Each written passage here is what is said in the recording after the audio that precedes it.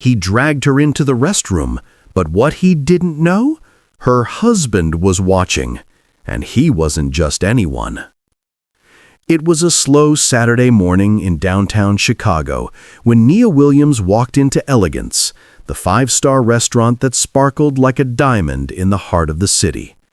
She adjusted her crisp white uniform, tied her apron with quiet precision, and took a deep breath before stepping onto the floor. To the guests, she was just another waitress. But to those who really knew her, Nia was something else. She had graduated with a master's degree in hospitality management from Stanford University, fluent in 4 languages, and could turn even the most frustrated customer into a smiling regular. Her secret? Grace under pressure. No matter how difficult the shift, she never lost her calm, not even when Kevin Torres, the restaurant's general manager, found new ways to make her life harder every week. Kevin was the kind of man who smiled in public but sneered behind closed doors. He prided himself on being old school, which in his case meant controlling, arrogant, and quietly racist. He'd make comments about Nia's tone, her attitude, or how she should smile more for the high-paying guests. Everyone knew what he was doing, but no one said a word. Still, Nia refused to let him see her break. "Good morning, Mr. Torres," she'd say, voice even, eyes steady. "Try not to make any mistakes today," he'd reply with that smug smirk, brushing past her. That morning, the restaurant was preparing for a high-profile brunch. A senator, a few local business elites, and journalists. Everything had to be perfect, and Nia, as usual, carried more than her share of the weight. She took orders, handled complaints, and somehow managed to calm an anxious chef and a nervous hostess all at once. But when she delivered a glass of vintage Merlot to a guest at table 9, Kevin's voice cut through the hum of conversation. "Williams, you poured the wrong vintage. Do you even read the order slips?" Heads turned. The senator's aide frowned. Nia froze, realizing she hadn't made a mistake. Kevin had switched the bottle label himself. It wasn't about the wine. It was about humiliation.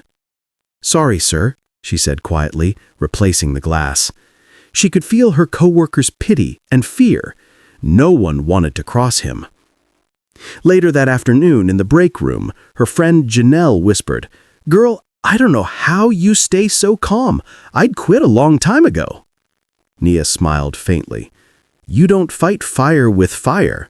You fight it with patience and proof." What Janelle didn't know was that Nia had been keeping a small black notebook. Dates, times, comments, every unfair scheduling change, every incident, every insult. She'd been quiet for a reason. Because when you're a black woman in a system built to silence you, your silence can become your strongest weapon until it's time to speak. That night, after closing, Nia walked out of Elegance into the cool Chicago air.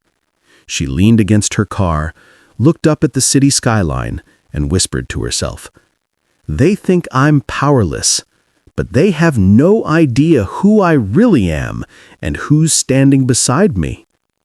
Her phone buzzed. A message from Alexander Moore, her husband. "How was work, sweetheart?" She typed back slowly. "Same as usual, but I think it's time I start recording everything." Somewhere deep down, Nia knew this wasn't just a job anymore. It was the beginning of much bigger. The next few weeks at Elegance were a slow descent into something darker. Kevin Torres had always been difficult, but lately his behavior toward Nia had shifted from petty to hostile. It started with the schedule, cutting her weekend shifts, replacing her with less experienced servers for high-tipping tables. Then came the mistaken pay deductions, the sudden rule changes that only seemed to apply to her. And every time she spoke up, Kevin's voice dropped to that low, threatening tone he reserved for her alone. "You're lucky I even keep you here, Williams. People like you should be grateful just to have a job like this." Those words hit harder than he knew. But Nia never gave him the satisfaction of seeing her flinch. She had learned long ago, in every corporate room, in every polished restaurant, that some battles are fought not with shouting, but with strategy. At home, her husband, Alexander Moore, noticed the change. "You've been quiet lately," he said one night, pouring her a glass of wine. Nia sighed, her hands trembling slightly. "It's just work. He's crossing lines, Alex. I'm documenting everything, but—" "You're doing the right thing," Alex said calmly. "Don't let him drag you down to his level. Just be ready when the time comes." What Kevin didn't know was that Alex wasn't just a successful businessman. His quiet influence stretched deep into Chicago's power networks, from city officials to private investigators. But Nia had asked him to stay out of it. She told him, "This is my fight. If I need help, I'll ask." Back at Elegance, Kevin began to isolate her even more. He told coworkers she was unstable, too emotional, a diversity hire that went too far. He'd whisper things just loud enough for her to hear. Things about her skin tone, her attitude, her place. The kind of poison that eats away at your spirit. But instead of reacting, Nia kept her head high and her phone recording. Every shift, every meeting, every word. She even bought a small voice recorder, the kind journalists use, and pinned it inside her uniform. One night after closing, she found Kevin sitting in the office, the glow of the monitor painting his face in cold blue light. He gestured for her to come in. "Williams, sit down," he said. "I have an opportunity for you." His tone was smooth now, almost friendly, which made her uneasy. "There's a senator who dines here. Important man. Generous when handled properly. He likes things to go a certain way with receipts, if you understand me." She stared at him. "You're asking me to fake receipts?" "Not fake," Kevin said, smiling, "but just adjusted.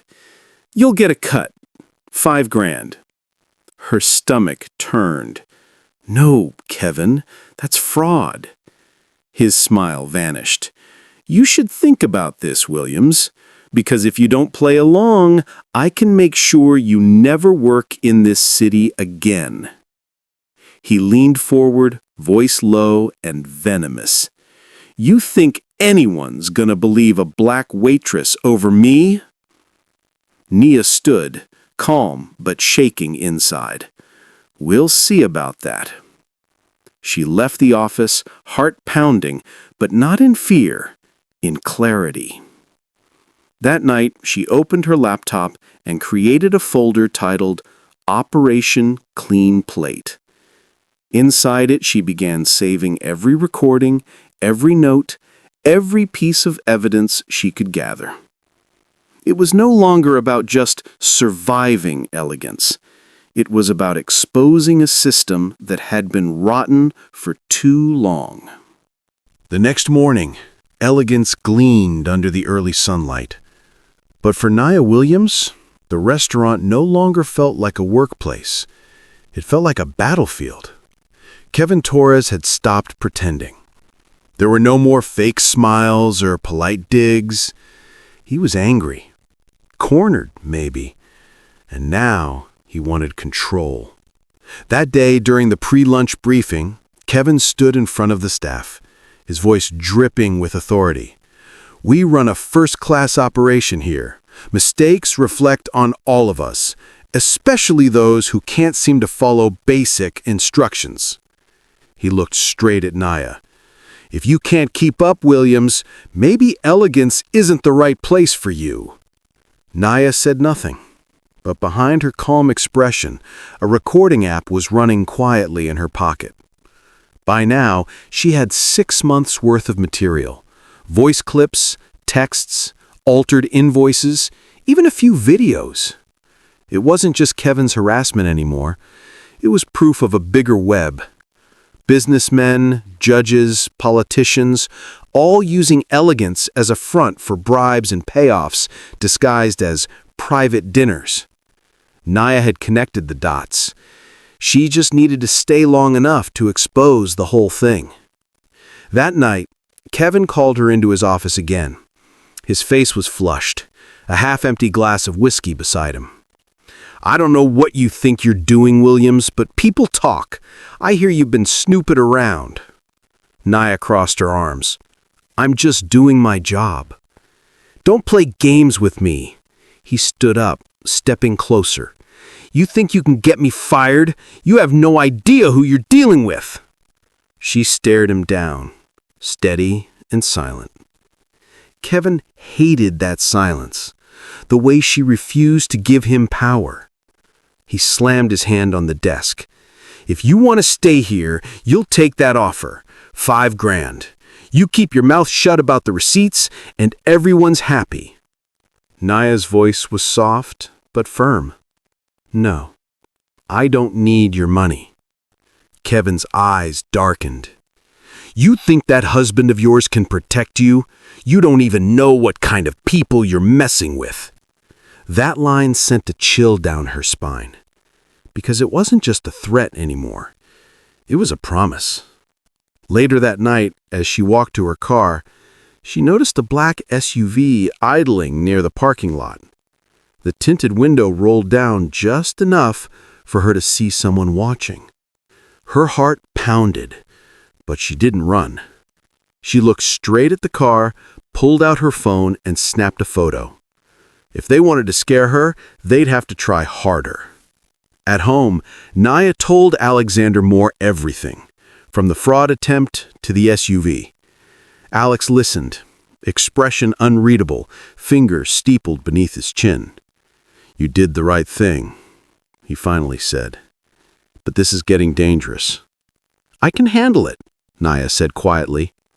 "You shouldn't have to," Alex replied. "You've got recordings, I've got people. Maybe it's time we combine forces." Nia hesitated. "Not yet. I want to take this the right way. I'm already in touch with someone at the FBI. Alex's eyes widened slightly. "You're working with the feds?" She nodded.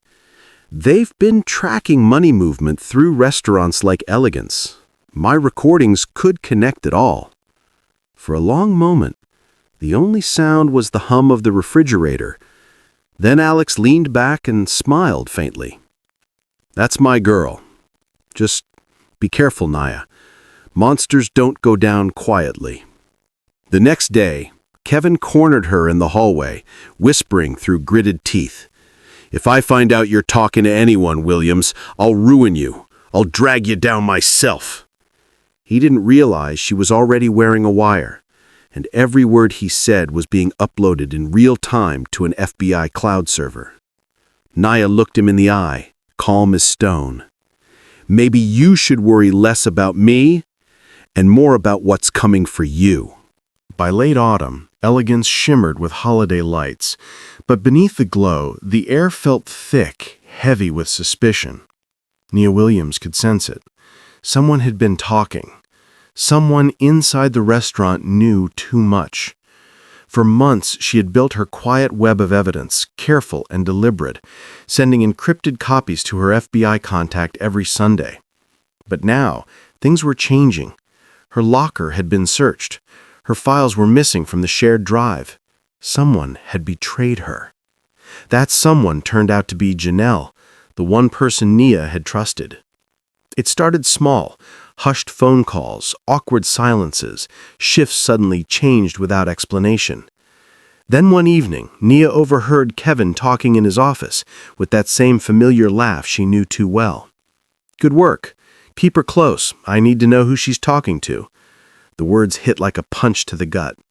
That night, after closing, Nia confronted Janelle in the alley behind the restaurant. "How long have you been reporting to him?" Nia asked quietly. Janelle's eyes darted around, guilt flashing across her face. "I didn't have a choice, Nia. He said he'd get me fired." "So you sold me out?" Janelle's voice broke. "I'm sorry. I didn't know he'd go this far." Nia felt anger rise, not fiery, but cold. "Then maybe you should start telling the truth. Everything you know." With trembling hands, Janelle told her about the network Kevin was protecting, a circle of businessmen, lawyers, and politicians laundering money through restaurant receipts. Elegance was one of several fronts. Kevin was just the middleman, using servers to manipulate transactions. Nia recorded every word. When she got home that night, she uploaded the file directly to her FBI contact, Special Agent Rebecca Klein, who immediately scheduled a meeting. "You're doing incredible work," Agent Klein said over the encrypted call, "but you're in danger now. They know someone's leaking. Don't go anywhere alone." "I can handle it," Nia replied. "You're brave," Klein said, "but bravery and safety aren't the same thing." The next day, Elegance buzzed with tension. Kevin was watching everyone closely. His laughter was forced, his temper shorter. He called Nia into the storage room that afternoon. "I know you've been busy, Williams, making friends in high places. How's that going?" Nia didn't answer. "You think you can bring me down? You're just a waitress. Do you even know who you're messing with?" He took a step closer, lowering his voice. "I've survived worse than you. You can disappear from this city and no one would care." Nia didn't flinch. "You should be careful what you say, Kevin, because sometime soon, someone's going to play it back for you." She left the room, pulse racing, not from fear, but fury. She could feel the trap tightening. Every look, every whisper felt like eyes on her. Still, she kept showing up, because truth doesn't sleep and it doesn't hide. That night, as she walked to her car, she found a note tucked under her windshield wiper. The handwriting was messy, hurried. "They know. Be careful. Don't trust anyone. Jay." The paper shook in her hands. Janelle must have realized too late what Kevin was capable of. And as Nia drove home through the empty Chicago streets, she caught a glimpse of headlights trailing her again, that same black SUV. She didn't call Alex this time. Instead, she pressed record on her phone and whispered, "If anything happens to me, check the folder marked truth file." But the night wasn't over. The next morning, she'd walk into Elegance one last time, and Kevin Torres would finally cross a line he could never return from. It was a Friday night, the busiest shift of the year at Elegance. The chandeliers glowed, champagne glasses clinked, and Chicago's elite filled every table. But Nia Williams barely noticed the glitter. She could feel it in her gut, that low, unmistakable tension that told her something was about to go terribly wrong. Kevin Torres had been watching her all night. Every time she passed by, his gaze followed, heavy and sharp. He wasn't trying to hide it anymore. By 10:30 p.m., as the last course went out, Kevin motioned for her to meet him in private. Nia hesitated. Something about his tone was different, quieter, almost trembling with rage. When she stepped into the staff hallway, he was waiting near the back, beside the restrooms. "We need to talk," he said. "About what?" "About loyalty," he hissed. Before she could react, Kevin grabbed her wrist and yanked her toward the staff restroom. The door slammed behind them. "Kevin, let go of me," she demanded. He shoved her against the tiled wall, his face inches from hers, the stench of whiskey thick in the air. "You think you can ruin me, Williams? You think the FBI will believe some black waitress with a grudge?" Her heart pounded, but she didn't scream. Instead, she stared him down, calm, cold, unafraid. "I don't need them to believe me. I just need them to hear you." Kevin blinked, confused, and that's when he noticed the tiny light on her necklace, a recording device. He lunged for it. Nia dodged, shouting, "It's over, Kevin!" But before he could grab her again, the door burst open. A tall man in a dark suit stormed in, voice thundering, "Get your hands off my wife!" It was Alexander Moore. Behind him, two plainclothes FBI agents followed, badges flashing under the fluorescent light. Kevin froze, his face drained of color. "What the—" Agent Klein stepped forward, firm and calm. "Kevin Torres, you're under arrest for federal fraud, obstruction, and harassment. Step away from Mrs. Moore." He stammered, trying to regain control. "This is insane. She set me up." "No, Kevin," Nia said quietly. "You set yourself up. I just pressed record." The agents cuffed him right there, in the same restroom where he'd tried to intimidate her. As they led him out, diners watched in shock. The glamorous illusion of elegance shattered into murmurs and flashing lights as FBI vehicles pulled up outside. Alexander wrapped his coat around Nia, holding her close. "It's over," he whispered. But Nia shook her head softly. "No, this is just the beginning." Hours later, in a quiet federal office, Nia handed over her final file, nearly 2,000 pages of evidence connecting Kevin, the senator, and a dozen high-ranking officials in the city. The operation had a name now: Operation Clean Plate. Agent Klein smiled as she closed the folder. "You just changed this city, Mrs. Moore."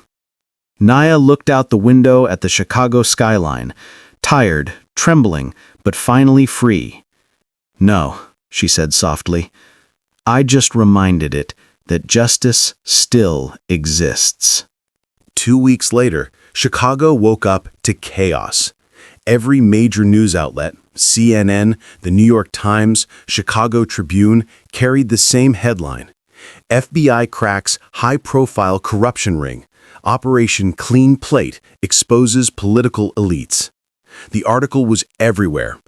It named Senator Raymond Coyle, several city officials, and a dozen business leaders, all connected through shell companies and bribery trails that led straight through the glittering doors of elegance.